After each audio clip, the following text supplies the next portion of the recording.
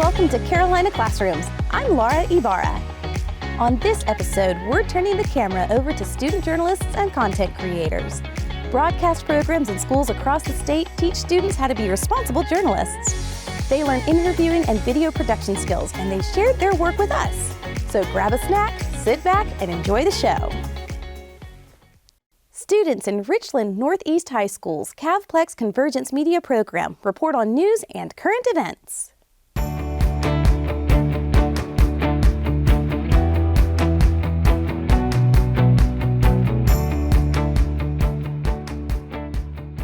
But I ain't planning my life past 21, and now the kids now are not planning their life past 17. A lot of parents, if you don't bridge that gap, and if the gap isn't bridged, you lose the child. Let's say we have two separate ideas, here represented by two disconnected pieces of land.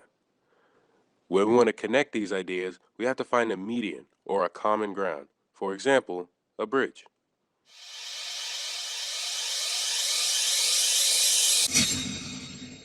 And that's where we are right now.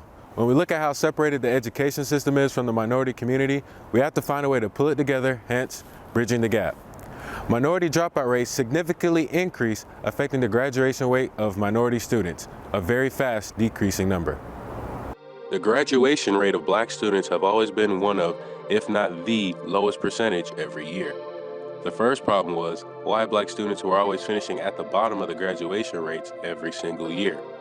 Black students would always finish in the 70th percentile, while everyone else would be in the 80s and 90s. Now, the new area of concern is not only are black students finishing last, but even that number is steadily decreasing. After a slight rise in 2020 due to COVID and how easily accessible school was from home, we see that number start to dip back down, even more than before 2020. One of the main reasons why this number is consistently low is due to the large amounts of attendance issues across the student population. Many schools have a failed absence policy where if you don't attend enough class, no matter your grade, you're going to fail. This leads to a lot of students failing out regardless of the actual education. If your attendance is messed up, sort of say in elementary, then you get to middle school, and you get to high school, you eventually stop coming to school. If there were resources for how to manage truancy and attendance, we might see a change in culture. But again, that change in culture doesn't happen if it always feels like the school and teachers are always at odds with the parents. Now, the reasons as for why black students always finish last and how this already underperforming number is continuing to drop can be sprawled across a number of different ideas. You can blame the internet, the music industry, the surroundings, the parenting or lack thereof, as well as a whole list of pondering items. But one major area of concern is the mindset.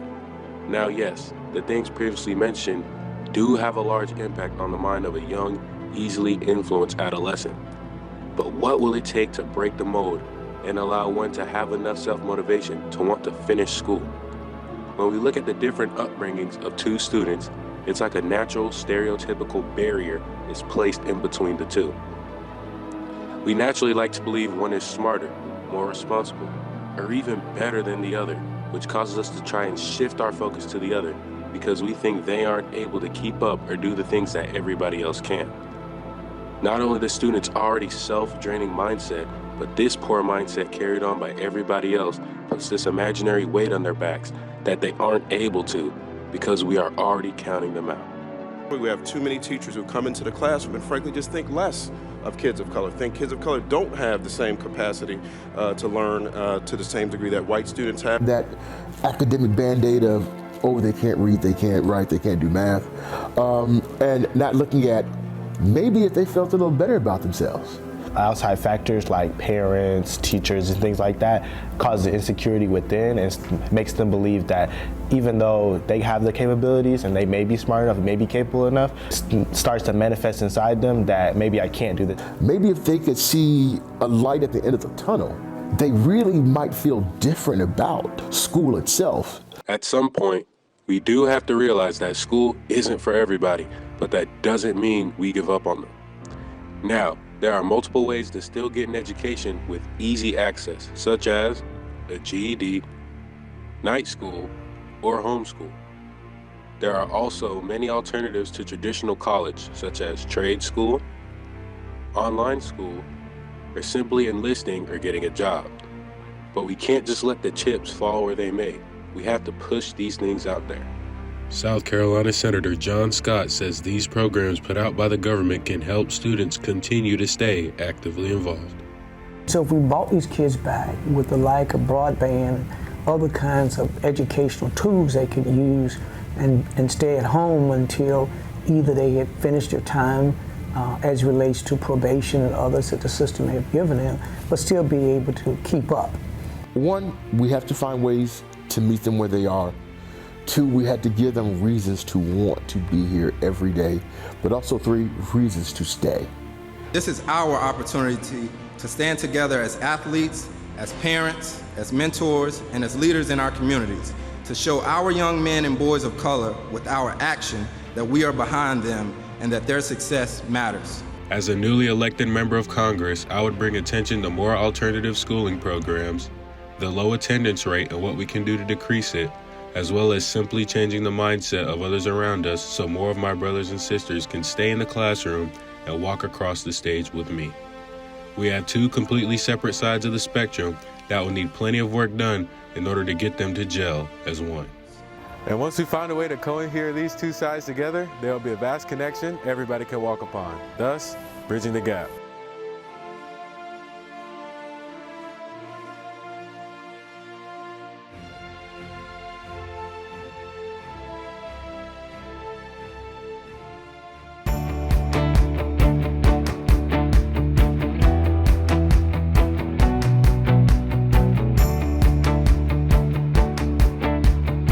Can I please get everyone's attention for a few minutes, please? Yes, including you on your phone. Yeah, you. Pay attention.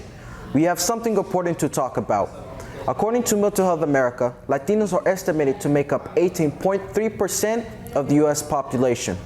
Of that demographic, 16% of Latinos reporting suffering from mental illness. That is more than 10 million people. Why, some asked? Well, in most countries in Latin America, mental illness is still seen as taboo, and systemic barriers make it difficult for communities to get help. One of those systemic barriers is citizenship. During Obama's first 3 years in office, his administration deported 1.18 million undocumented immigrants. In 2012, he alone deported 400,000 immigrants. This increased the chances of immigrants to experience trauma, such as exploitation, violence, or separation from their families. While the Trump administration only deported less than 300,000 immigrants, his anti-immigrant sentiment led to a rise of white nationalism and mistreatment against Latinos. They are often seen as criminals or bad hombres, and as a result, they lose their sense of identity, experience isolation, and avoid seeking help for fear of deportation. How many drugs have I dealt? Ahora, imagínate que el español es el único idioma que sabes. Muchos latinos que buscan ayuda no encuentran que ese es el caso. Los servicios psiquiátricos reportaron que entre 2014 y 2019, el porcentaje de servicios de salud mental ofrecido en español bajó 18%. Esto hizo que cerraran varios centros de salud mental en los Estados Unidos. Con el crecimiento de la población latina proyectada a crecer 25%, su alta demanda de servicios de salud mental sigue siendo baja. Esto genera otra pregunta, ¿por qué? Bueno, la respuesta es que no hay suficientes terapeutas para ayudar a los pacientes que no hablan español. La Asociación Psicológica Americana informa que 7% de los psicólogos se identifican latinos y 5% de los terapeutas pueden ofrecer servicios en español. There are more issues than the legal status of an undocumented immigrant, or the injustice Latinos endure, or even the language barrier. It happens in our homes too. In a Latino household, children whose parents are immigrants are likely to experience generational trauma. It is trauma that is passed down through generations. Second-generation Latinos often struggle to overcome the cultural differences between the U.S. and their family's culture. At a young age, they were obliged to act as a parent to their parents or siblings, such as translating for them. This is called parentification, and it can cause a child to have trouble setting boundaries or forming healthy relationships. But it doesn't always have to be like this. We, the new generation, have the power to change this. We can achieve this by prioritizing mental health in the Latino community and standing up for what's right. Reporting for RNE TV Live, I'm Evan Kano. Our next story comes from CRN-TV, Catawba Ridge High School in the Fort Mill School District.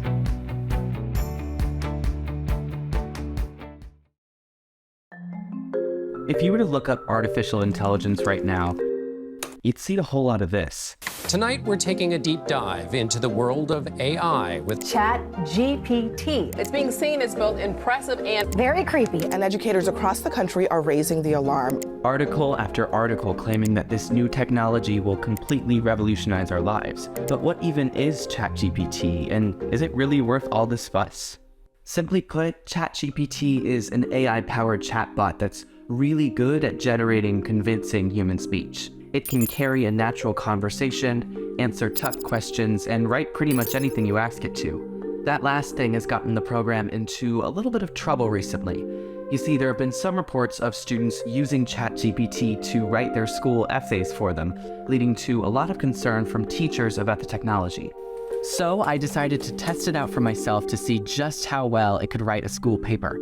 And I'm very impressed to say that ChatGPT's essay writing is incredibly, don't get me wrong, it's grammatically correct and it's got some nice vocabulary, but when it comes to any real substance, it's got about as much depth as a kiddie pool. Instead of making AI do your work for you, it might be smarter to let AI assist you. I mean, heck, I'm using one right now to make my camera mic sound like this instead of this. Yeah. All this to say, using ChatGPT to write your next English paper probably won't get you the most desirable grade, and newly developed ChatGPT detectors have made it possible to find out who really wrote that paper. But it won't be like that forever.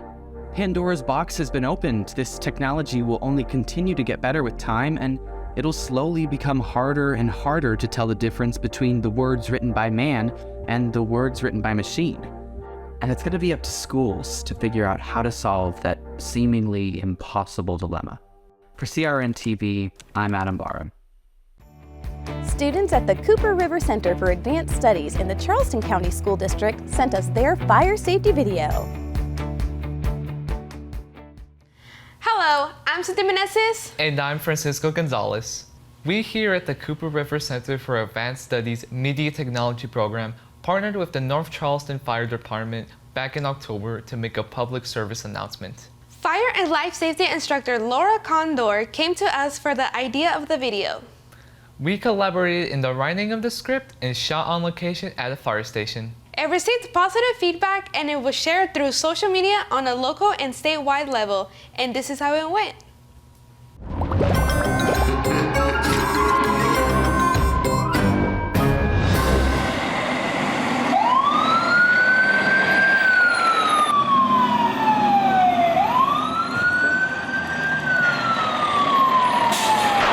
Welcome to the House of Fire Safety Whores. Enter if you dare.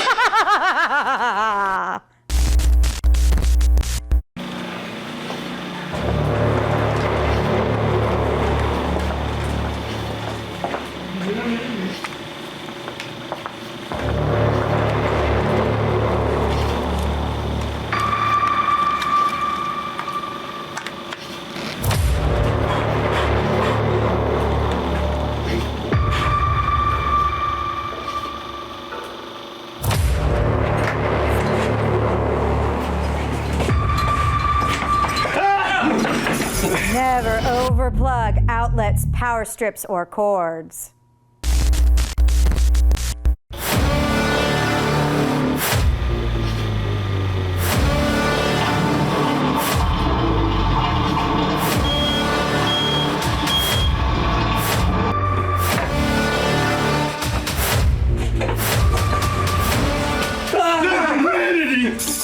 Don't leave your cooking unattended.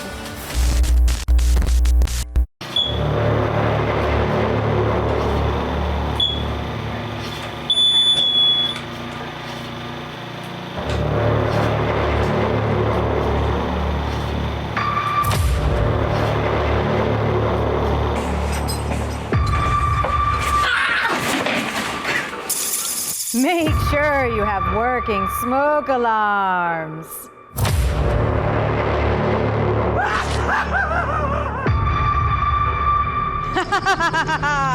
Happy Halloween!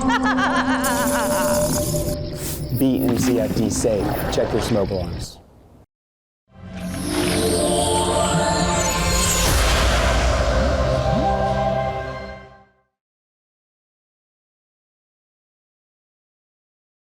Students from the Center for Advanced Technical Studies in Lexington-Richland School District 5 shared this short documentary on English country dancing.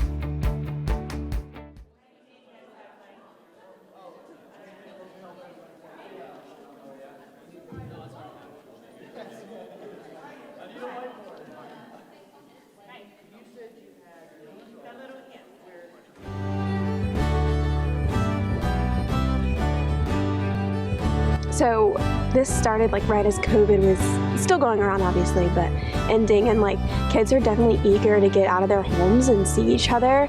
And so it was kind of funny because you think with English country dancing, like kids would not want to do that. But because like not a lot of them get to see people anymore, they wanted to like get together. And so we had a really big turnout the first few times we did it. And I think that it's an outlet for me, definitely. And it's definitely an outlet for like everybody else involved, because they got to like, you know, get close contact with people, which they haven't been able to do in so long. And so it was just kind of fun, something fun. It became something fun, when you typically think it was something boring that your mom's forcing you to do. But it became fun because kids are so eager to see each other.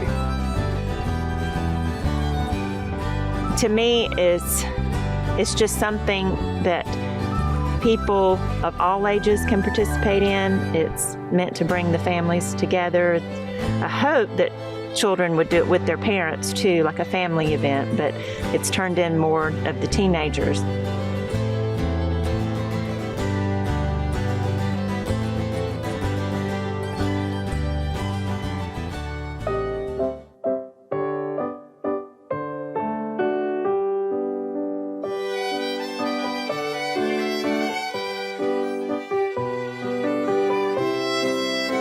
Being a dancer, it's very interesting to see this different type of movement because it's very old, it's very traditional, and it's just walking basically and spinning around. I think it's fun, especially the upbeat dances, and so I see it from the dancer perspective, and I really enjoy the counting of it and the musicality of it. It's really interesting how some beats are slower, so you have to, you know, be patient, and then some are faster, so you have to make sure that you're taking 8 counts to spin this way and then 8 counts the other way. And it's kind of fun to watch people learn how to count music, which I think is kind of hysterical sometimes, but it's definitely fun.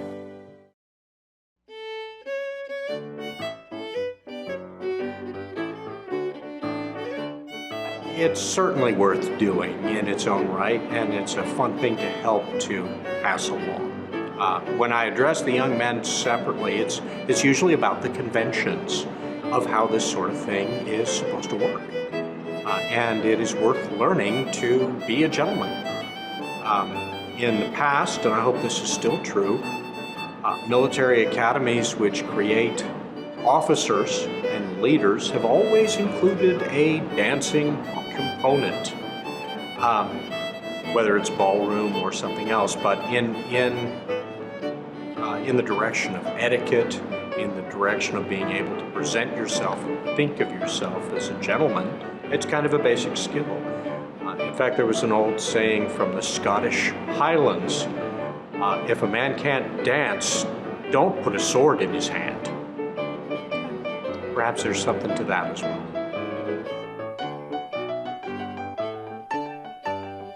You know, to use the word dance makes people think something very different, I think, in a way, than what we do. It's almost more like a game. To tell them dance, they're thinking, I have to have talent, I have to look a certain way, I have to wear certain things, people are gonna look at me, I'm gonna be embarrassed, and it's not those things. So it took some months before my friend finally persuaded me to bring the family, and we pretty much just held on to the wall most of that dance until people kind of enticed us to join in, and so then my family fell in love with it.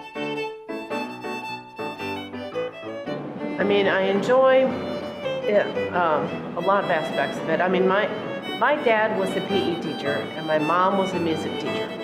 And I kind of feel like this is a merging of those two things, the PE instruction and the music. So it's kind of like PE to a tune, right? So I enjoy that, but I also enjoy, you know, you kind of have certain people, and even today with their technology, people can kind of live in this little bubble and they don't get out of it. And that, to me, that's kind of sad. So when you get a group of young people together, families or whatever, it's nice because you're helping some people who are rather secluded to kind of open their circle and get out of that. So that's exciting to me.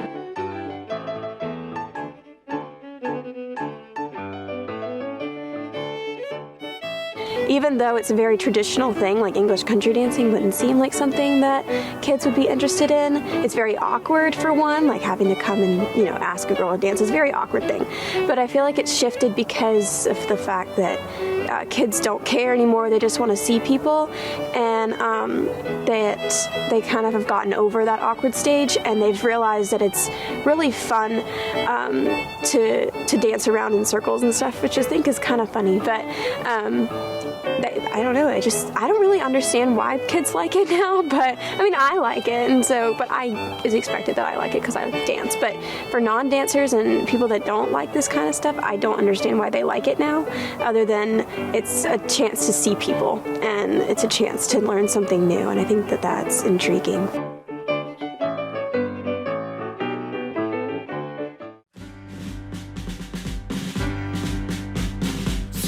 Gaily on we go, heel for heel and toe for toe, arm and row, all for Mary's wedding. The Broadcast and Journalism Academy at Edisto Elementary School in the Orangeburg County School District teaches students communication, collaboration, and cooperation skills. Their students interviewed each other and sent us this video. Hi, I'm Imani, and I'm here at Edisto Elementary School visiting the Broadcasting and Journalism Magnet Academy. This Magnet Academy serves 3rd through 5th grade students where multimedia and communication skills are promoted. Integrating broadcasting and journalism into classroom instruction means students are given the opportunity to design, produce, write, and publish multimedia content, including visual arts, journalism, and telecommunications. Currently, Baja is filming segments on health and wellness, so let's check it out.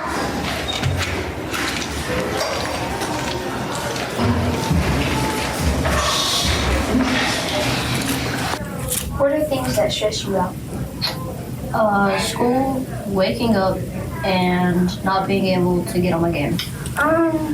In class where I get like sad if I have so much confidence in a math problem and I get it wrong.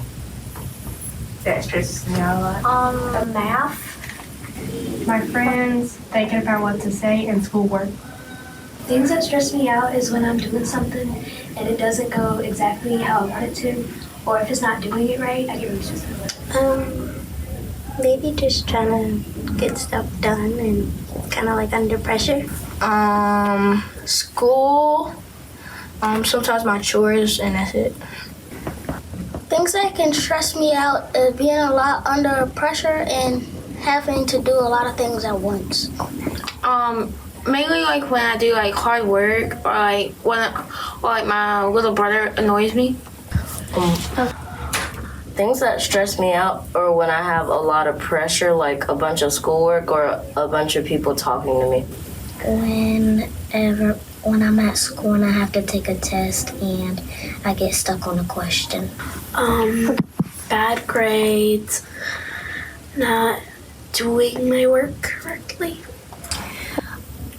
When I read books, sometimes like if I read in my mind, my head starts to hurt and I just do this while I'm reading. And other things, like when the teacher is like saying stuff that's going crazy in my head, I just stop and focus what she's saying. How do you relax from that? When I relax, I normally try to do something else for a while, and then try to go back to it so I'm calm and I don't mess anything up. Just try to not think about it. Think about something else that's positive. Okay. Either play video games or play football. Either talk to a friend or like play a game or something. Watch YouTube. Something that will maybe bring me excitement or something. Well, I practice and I just tell myself that it's going to be easy.